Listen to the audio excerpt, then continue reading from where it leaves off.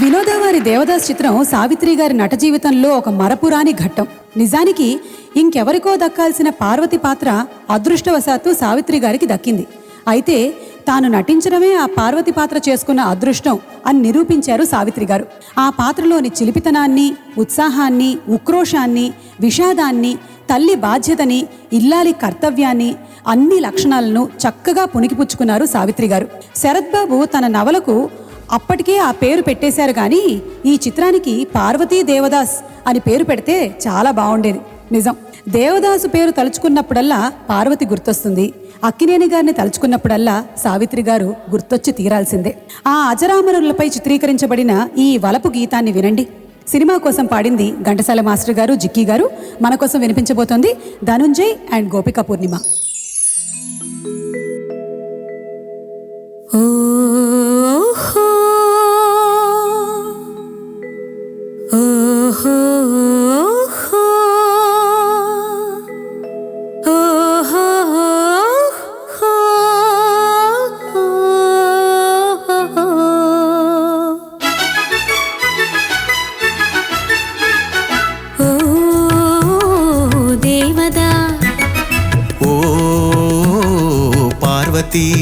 చదువు ఇదేనా మనవాసి వదిలేసి అసలు దొరల్లే సూటు బూట.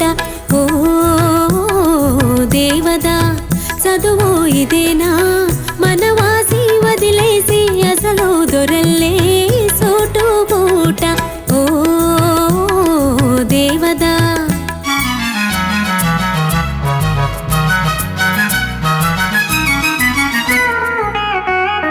పల్లెటూరి పిల్లకు బులుకు హెచ్చిందే, బదులు పల్కడము పట్టుబడిందే.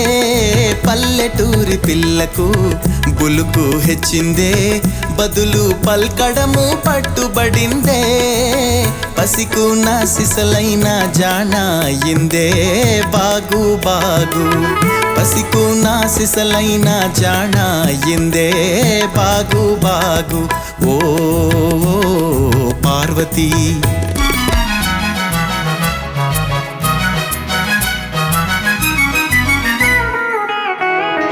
ఉన్న తీరు మారినా ఊరు మారినా తమరు ఎన్నటికీ పసివారేను.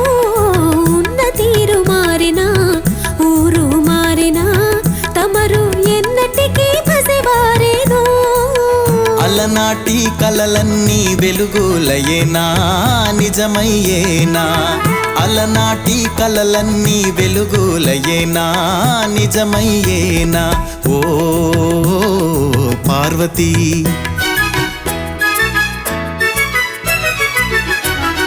నా ఎదుటే నీ బడాయి, జీవితమే ఓ లడాయి. నా ఎదుటే నీ బడాయి, జీవితమే ఓ లడాయి. లడాయినా సరే మనకు జిలాయిలోయ్ జిలాయిలోయ్. లడాయినా సరే మనకు జిలాయిలోయ్ జిలాయిలోయ్. ఓ ఆనాడు ఈనాడు ఒకటే మాట ఉడుకు మోత. ఆనాడు ఈనాడు ఒకటే మాట ఉడుకు మోత. ఓ పిరికి పార్వతి, ఓ దుడుకు